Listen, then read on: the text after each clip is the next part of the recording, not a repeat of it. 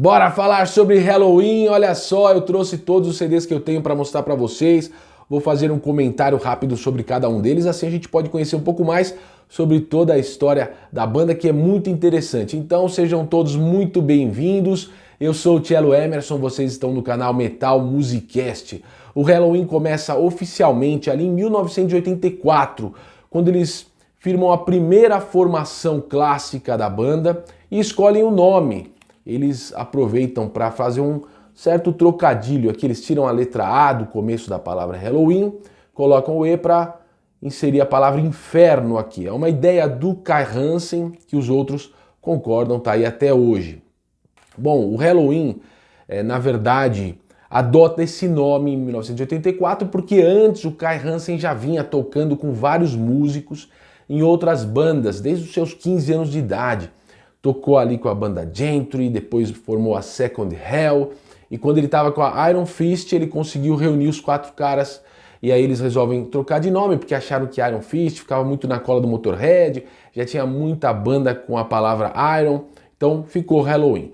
Qual é essa primeira formação? É o Kai Hansen, como eu disse para vocês, voz e guitarra, no baixo Markus Grosskopf. Olha só, não é Markus Rosskopf, não. Markus Grosskopf. É um apelido, né? Quer dizer, cabeça grande em alemão. Então é o Markus Cabeção. Na outra guitarra, um dos caras que vai acabar sendo um dos líderes principais da banda, que é o Michael Wicat. E depois, na batera, o cara de sobrenome impronunciável, Ingo Schwistenberg. Eu vou falar só Ingo daqui pra frente, beleza? Com essa formação eles gravam a primeira demo de duas músicas, Earnest of Life e Metal Invaders. A gravadora Noise Records gosta muito do que eles mostram e faz um contrato e coloca a banda numa coletânea chamada, estranhamente, Death Metal. Por que estranhamente? Porque das 4 bandas que compõem essa coletânea, só uma delas é de metal extremo, é o Hellhammer. Ali também tem o Running Wild e o Dark Avengers, além, óbvio, do Halloween, como eu já falei. 2 músicas cada banda. Essa coletânea saiu ali e teve uma boa aceitação do público e a Noise resolve gravar um primeiro EP com 5 músicas chamado Halloween. Sensacional esse EP. Agora ele vem, eu não tenho ele separado, mas ele vem nessa edição dupla do primeiro álbum. Depois do EP, a banda consegue tocar ali em bares na Alemanha, tem um sucesso ali no meio da galera do metal. É um EP com músicas sensacionais, tá aqui Starlight, Murder, Warrior, Victim of Fate e Cry for Freedom. Você que é fã já deve ter ouvido falar, deve ter ouvido muito essas músicas. Se você está começando a curtir, como eu tenho encontrado muita gente das novas gerações que está começando agora no metal, vá atrás porque é sensacional. Esse primeiro EP, ele tem um estilo que beira o thrash metal. Eles costumam comentar na imprensa que é a invenção do speed metal, do power metal, mas ainda tem muito de rapidez mesmo, é bem crua a música da banda, as guitarras bastante distorcidas e a voz característica do Kai Hansen, que também é uma voz mais arranhada, vamos dizer assim, né? Com muito drive. E isso vai custar para ele, porque ele não consegue cantar muito, ele começa a fazer os shows e começa a falhar a voz dele, mas mesmo assim os caras continuam e lançam esse primeiro álbum pela Noise Records, que é o Walls of Jericho. Também tem alguns clássicos aqui, principalmente a How Many Tears, né? Música sensacional, que o Michael Wicat traz para a banda e eles trabalham em cima dela, fica sensacional. Além de outras aqui, como Ride the Sky, Guardians, tem só sonzeira, galera. É sensacional esse primeiro. Aí os caras saem para fazer muitos shows, o Kai Hansen começa a ter muita dificuldade com a voz e eles decidem que precisam de um vocalista. Começam a ir atrás, eles ficam ali entre o Ralph Shippers, que depois vai participar do Gamma Ray junto com o próprio Kai Hansen, depois que ele sai do Halloween, mas eles escolhem o Michael Kiske. Tem a história que tinha um vocalista americano, que eles não dizem o nome, que ficou ali na casa do Kai Hansen, ficou jogando jogos de azar, deixou uma dívida de 2.000 marcos alemães de telefone na casa do Kai Hansen, mas eles não falam quem é. Mas a gente sabe que o Ralph Shipper sim disputou essa vaga, que acabou ficando com o Michael Kiske, que não tinha nem feito 18 anos ainda, ele foi fazer 18 anos durante a gravação deste primeiro Keeper of the Seven Keys. Esse sim é considerado uma obra-prima. Eles queriam gravar um disco duplo, né, o Keeper 1 e Keeper 2, eles queriam fazer esse duplo, mas a gravadora não concorda, debocha da ideia e faz eles lançarem primeiro esse e depois de um ano esse aqui. Aqui rola a primeira treta. O Helloween sempre foi uma banda que tretou muito na imprensa, que sempre lavou roupa suja nos meios de comunicação. E aqui começou, né? Começou a treta porque no primeiro disco quem foi prestigiado foi o Kai Hansen. Ele tem mais voz nas decisões da banda, tem mais composições aparecendo. É um disco sensacional, é um disco perfeito, não tem falha aqui. Começa com uma introdução, Initiation, depois vem Am Alive, A Little Time, Twilight of the Gods, A Tale That Wasn't Right, Future World, Helloween e Follow the Sign. Nessa edição aqui tem ainda os bônus, né? O Victim of Fate, que é uma música que está ali do EP, gravada com a voz do Michael Kiske, alguns remixes. Bom, é uma obra-prima do metal. O pessoal costuma falar que aqui se inventou o Power Metal. Eu não gosto muito desses rótulos que vão subdividindo demais o metal. Para mim é Heavy Metal, seria melhor assim. Mas eu sei que o pessoal da imprensa precisa achar palavras para expressar melhor o som. E eu acho que divide demais a galera do metal. Sempre que surge um movimento novo, esse movimento novo precisa detonar o movimento antigo. Isso fica muito sectário, sabe? Fica dividindo demais, fica criando tretas onde não precisava. Para mim é heavy metal, mas o pessoal costuma dizer que aqui começa o power metal melódico.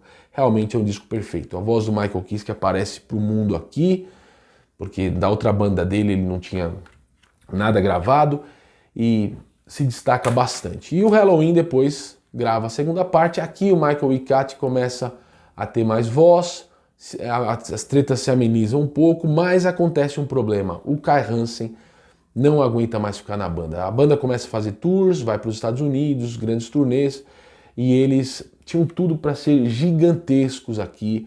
Eles eram a nova, assim, vamos dizer assim, a banda que estava renovando o heavy metal, tanto é que até o empresariamento do Iron Maiden presta atenção e se aproxima.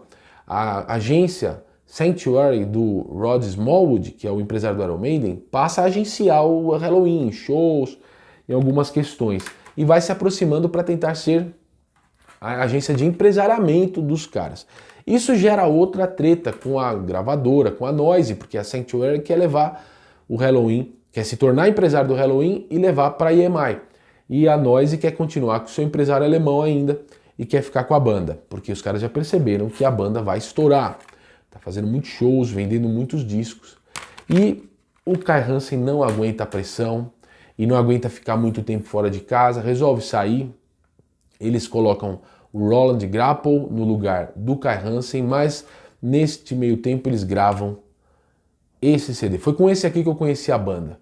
Um amigo, um grande amigo, Eric, me gravou uma fita cassete. Eu era muito fã do Iron Maiden, fãzaço do Iron Maiden, e ele falou, não, ouve isso aqui que é na pegada do Iron Maiden, e realmente o único defeito desse disco é ser muito curto, né? São 7 músicas aqui, nessa versão que era na época europeia. Nos Estados Unidos saiu ainda só com 6 e chama I Wanna Out Live.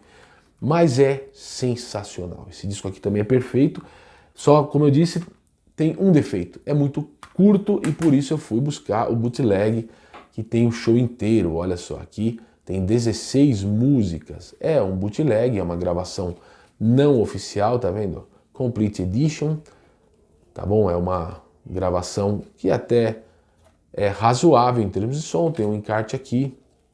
Quem conseguir pode pegar, que é sensacional, apesar da qualidade não ser lá aquelas coisas pelo fato de ser um bootleg. O que acontece aqui é que a Sanctuary, a empresa do Rod Smallwood, que é o empresário do Iron Maiden, consegue cada vez mais seduzir os caras do Helloween, eles querem ir para a EMI, e eles vão, né, eles vão para a Sanctuary, vão para a EMI, e a Noise entra com um processo, a gravadora alemã entra com um processo contra os caras, dizendo que eles ainda devem para eles. Por quê? Porque no contrato com a Noise, eles estão acertados que vão pegar dinheiro adiantado para fazer todas essas turnês que eu comentei para vocês que eles estavam fazendo, até gerou, né, o Live in the UK, que era a turnê na Inglaterra, no Reino Unido, na verdade, e eles estão fazendo todas essas turnês e tal, estão pegando dinheiro da gravadora, estão fazendo merchandising, gravando singles e tal, e a gravadora bancando. Pelo contrato, a gravadora agora teria direito a ganhar o dinheiro, a reaver o dinheiro pela venda dos álbuns, né? E isso, para o Helloween, é ruim. Eles entendem que isso é ruim, porque eles não conseguem ver dinheiro. Todo o dinheiro vai para as turnês e depois vai para a gravadora. E a banda mesmo ganha muito pouco. E o Rod Smallwood chega para os caras e fala, não, vocês vão conseguir ganhar dinheiro na minha mão. E eles vão para a empresa dele, do empresário do Iron Maiden. Tanto é que até fazem tour, já abrindo shows para o Iron Maiden. Mas a Noise não concorda, diz que tem a receber muita coisa. E eles vão para um processo que deixa a banda parada por 2 anos. Durante esse período, eles gravaram o criticadíssimo Pink Bubbles Go Ape. Olha só como muda, né? O ambiente das abóboras aqui, desse universo mágico tal, né? Dos Keepers of the Seven Keys. Parece aquela coisa de Senhor dos Anéis. Aqui uma referência bíblica, Walls of Jericho na Bíblia. Né, as muralhas de Jericó caem com o som das trombetas, então eles mostram aqui, né, que o som é tão potente que vai derrubar as muralhas de Jericó, o som do Halloween. E agora vem essa capa, estilo banda de progressivo, de pop progressivo, né, uma mulher beijando um peixe, já começa a crítica na capa. Os caras foram para EMI, tá vendo? E gravaram um disco muito confuso, porque aqui eles quiseram ser uma banda grande, eles diziam que queriam ser como Queen, como os Beatles, eles não queriam ser mais heavy metal. Tanto o Michael Kiske quanto o Michael Icatt renegavam o metal. Não queriam mais se aproximar do metal, queriam ir mais para um pop, para um rock. E aqui esse disco acabou se tornando um disco muito confuso. E pior, por conta do processo da Noise contra o Helloween e a EMI e a Sanctuary, a banda não pode sair em turnê para promover. Então eles lançam um disco que fica aí, aparece clipe. Aqui no Brasil tocou muito o clipe da Kids of the Century, que é uma boa música, eu gostei na época que saiu, apesar do disco ser bastante irregular. Ele começa bem com a Kids of the Century, começa bobo com a Pink Bubbles Go Ape, o próprio título também, né? Pink Bubbles Go Ape. Bolhas rosas tornam-se macacos, é isso? E vejam só, eles quiseram provocar um pouco a galera do metal, né? Eles quiseram fugir dos clichês do metal. Eles quiseram sair, né, da bolha do metal. Foram muito criticados, a galera do metal não abraçou esse disco. Com o passar do tempo, a galera tem até ouvido com mais perdão isso aqui, mas tem músicas muito fracas, de fato. Tem algumas boas, eu gosto. Uma música que foi muito criticada na época, Number One, que se aproxima de um pop metal. Eu gosto, mas é um disco confuso. Por tudo que eles falaram na imprensa também contra o metal, ficou uma coisa antipática na época. Foi muito confuso e gerou treta muito grande.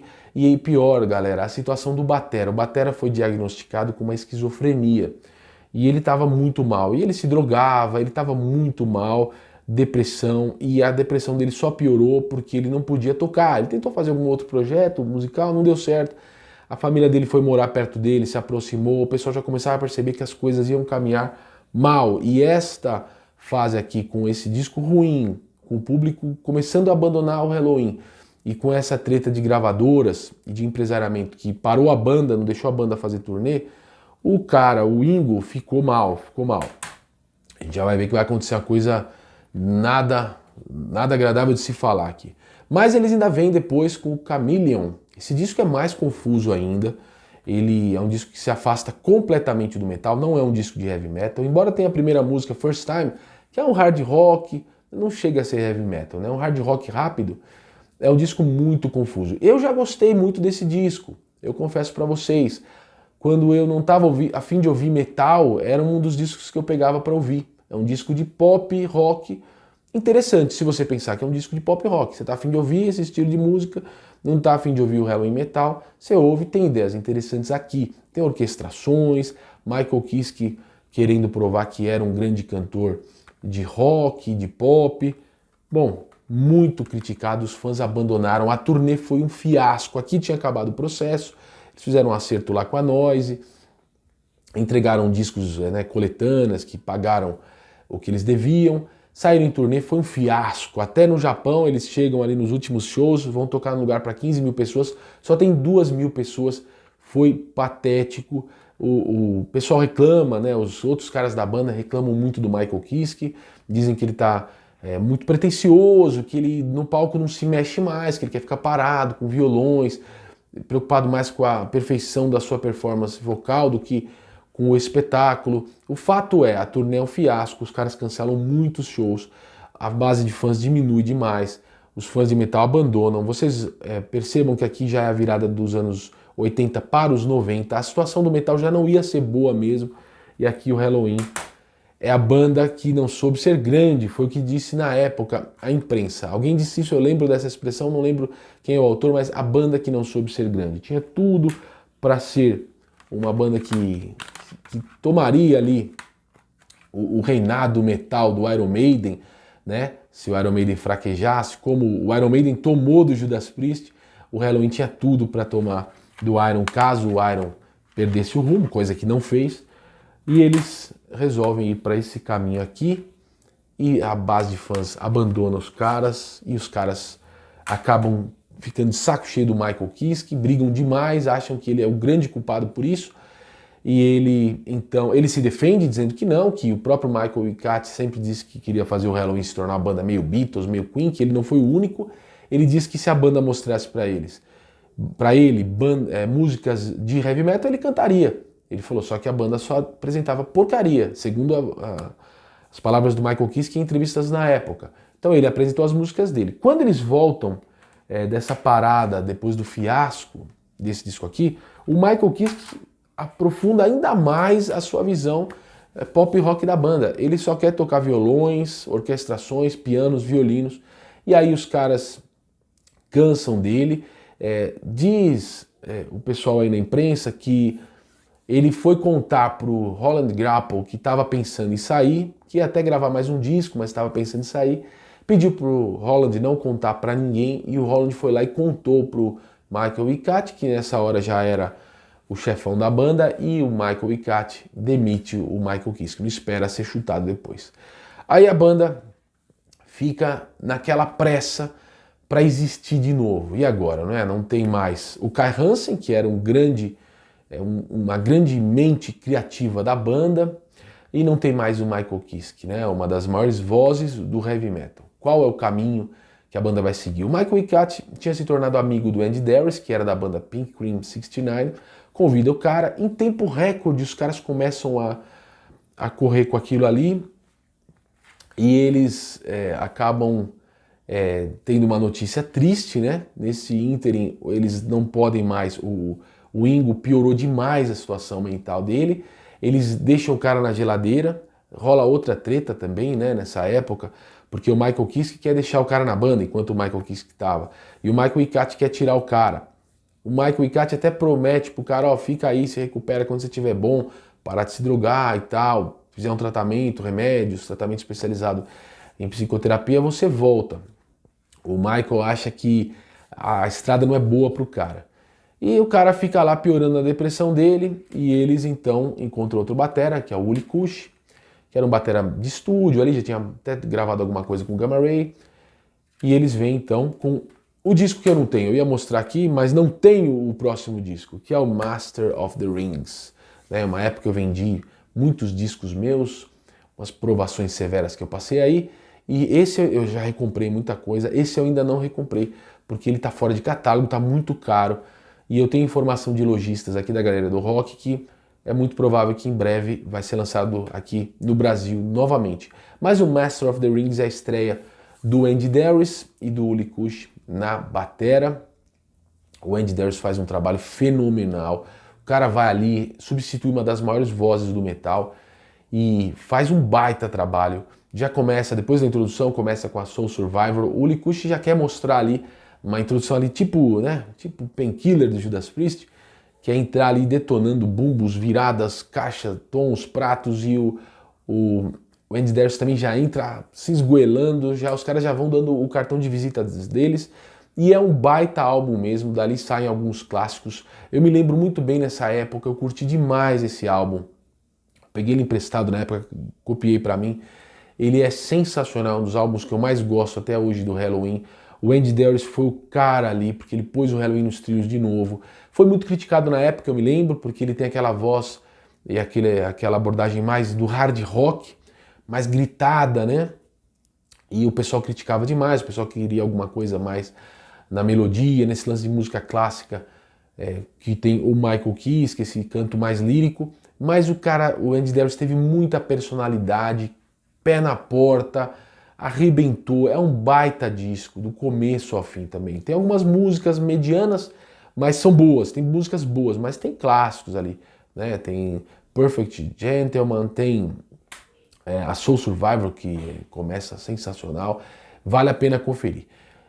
Aí o Helloween volta a ver a luz do sol, os caras começam a ter sucesso de novo, turnês, respeito da crítica especializada, respeito do público, boas vendas, e já engatam com esse aqui, né, que tá de ponta cabeça. Eu sou mestre em fazer isso aqui, o The Time of the Oath, porque aqui tá de ponta cabeça, galera. Essa versão tem alguns bônus, ela é uma versão estendida dupla, é sensacional. Vejam que volta a estética da fantasia, da magia, do ocultismo.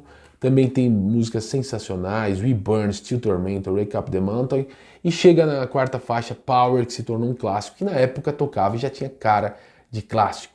Os caras vieram para o Monster of Rock no Brasil, e eu sempre fui assistir todos os shows do Helloween aqui no Brasil, assisti todos aqui em São Paulo. E foi um baita show, um show curto, deu muita polêmica, porque os caras tocaram antes do Raimundos na época. Eu tive a feliz oportunidade de falar com o Andy Darius no backstage e falar com o Marcus Grosskopf também. Foram muito simpáticos, muita gente boa comigo ali. Eu fã, querendo, né, falar aquelas bobeiras de fã, que vocês são demais, Helloween é demais, eu amo Helloween desde não sei quando, eu curto vocês demais. Aquela bobeira de fã, os caras foram muito pacientes. Trocaram uma ideia ali, coisa de 5 minutos comigo, rapidamente. E o Andy Darius estava até com alguém da equipe, parecia que estavam tensos, resolvendo alguma coisa, conversando em alemão. Mas eu entrei ali na conversa dos caras, os caras pararam, o Andy Darius pediu pro técnico parar de falar, me atendeu, conversou, falei, pô, tua voz é boa, você é o cara pro Helloween. E ele, é verdade, você gostou, qual dos dois álbuns você gostou mais? O Marcus Grosskopf também falou, pô, que bom que você veio, que bom que você gosta do Helloween. Conversaram algumas coisinhas assim, com muita simpatia, né?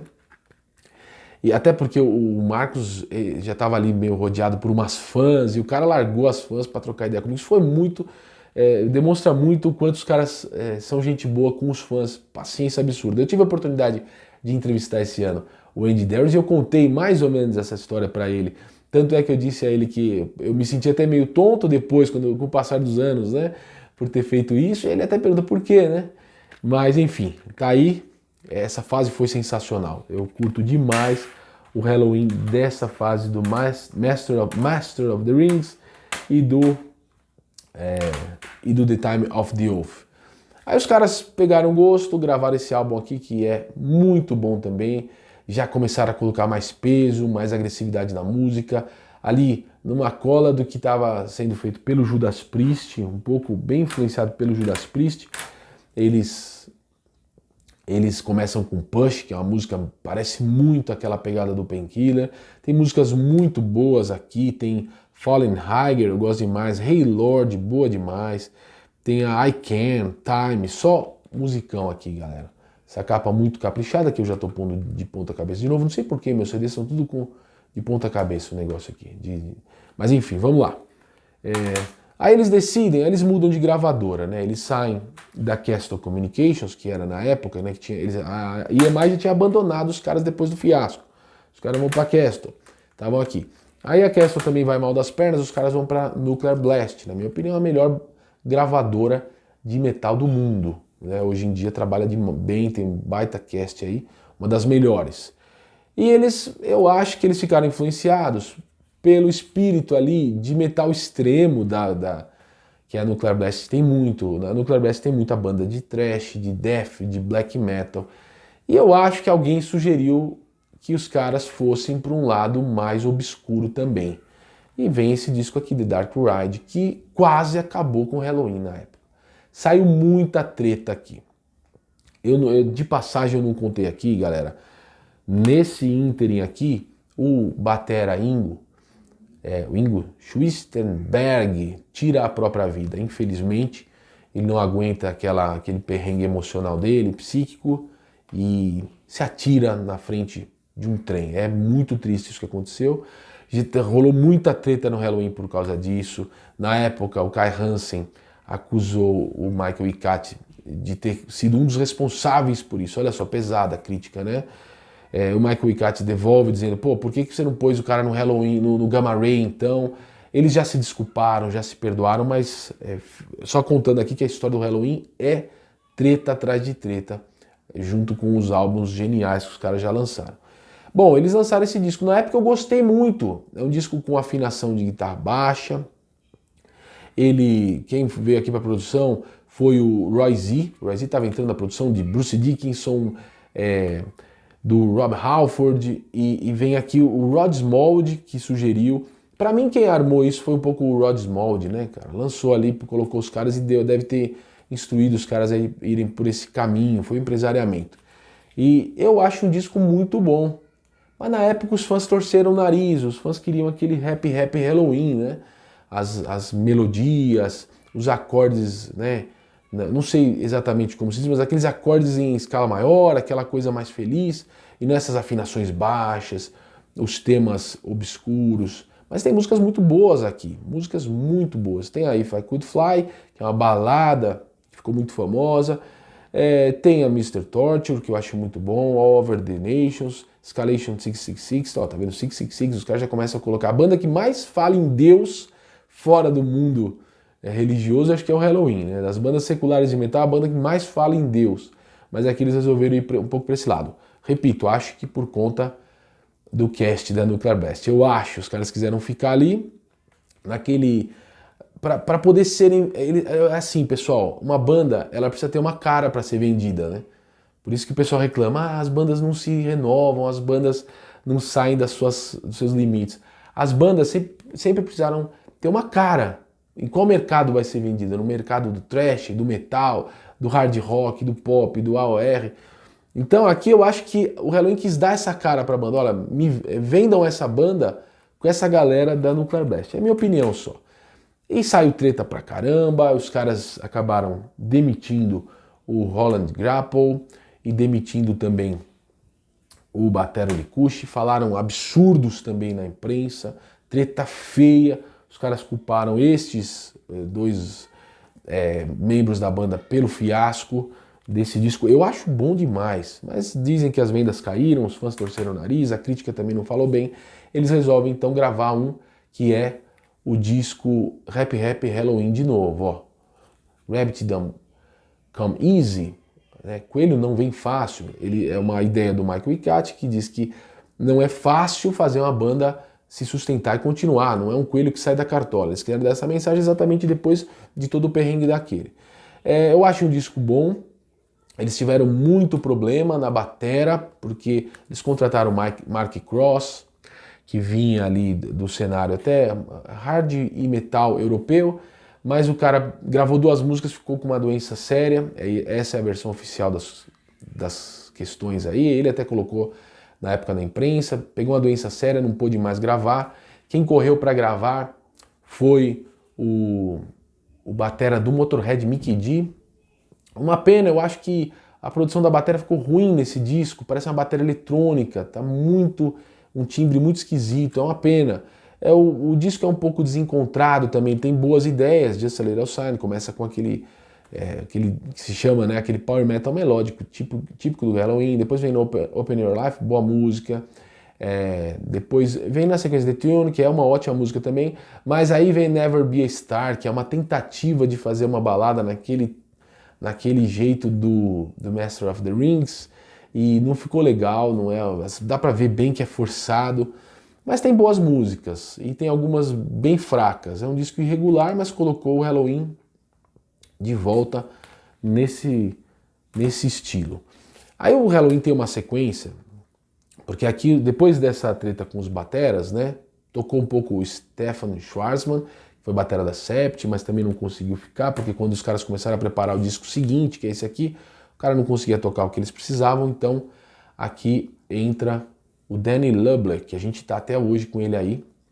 Desses discos, dessa formação aqui, olha aqui, tem alguns que eu acho muito bons. É uma fase do Halloween que eu sinto, assim, que eu percebi na época que o Power Metal estava desgastado, muita banda já tinha lançado esse estilo, estava desgastado, o Helloween acabou pagando por isso, boa parte do público metal parou de dar um pouco de muita atenção para o Power Metal e o Helloween era um dos pais do negócio.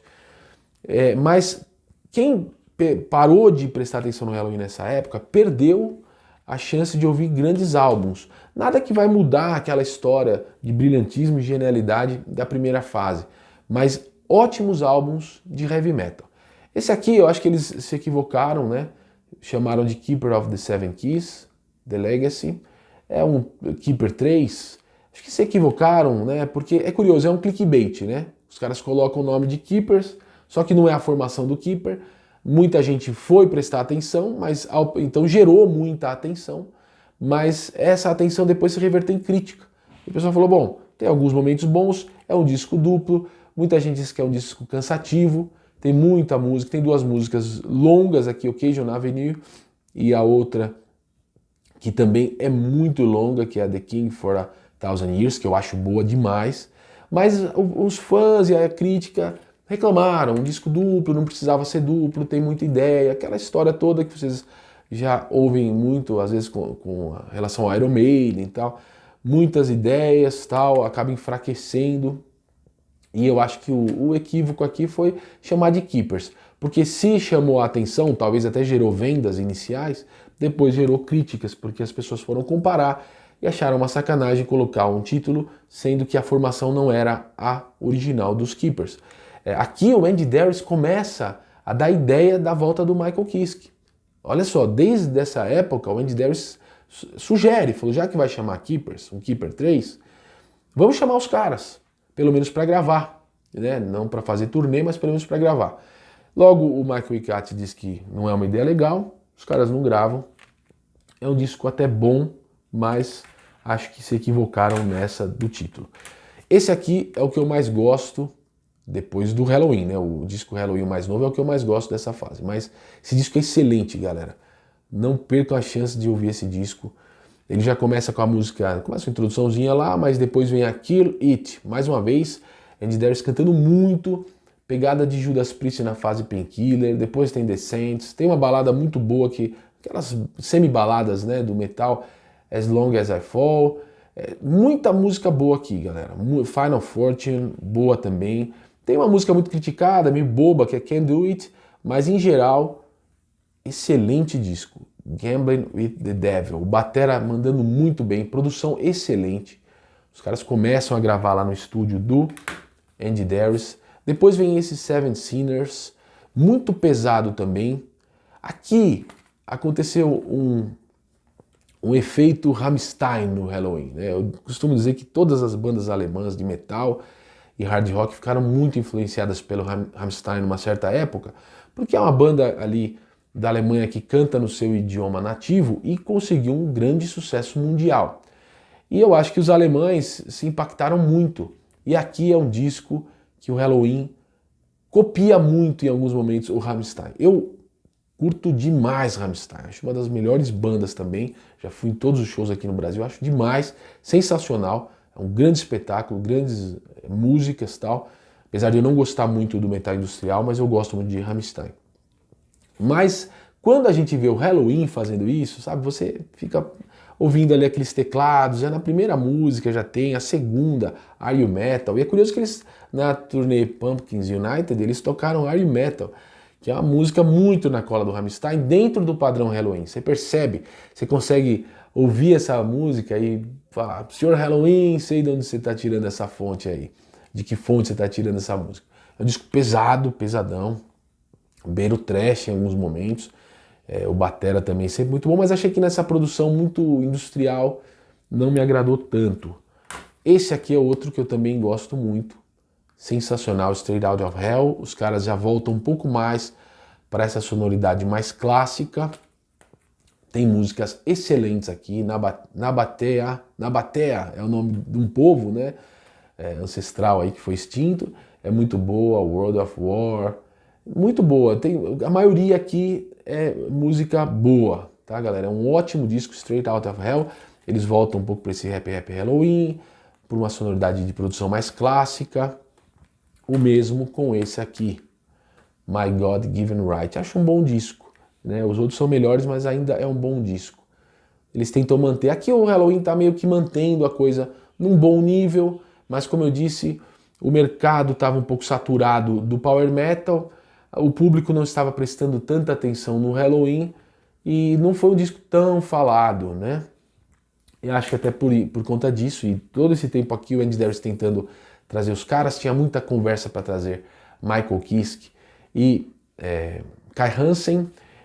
O Michael Kiske, depois de algumas histórias aí, que a gente não sabe se são verdadeiras ou não, eles resolvem voltar, né? Resolvem voltar e acertaram, fizeram um disco que é o melhor dessa fase aqui, né? Dessa fase nova, se bem que eu não posso comparar com esses, porque tem o Kiske e o Kai Hansen.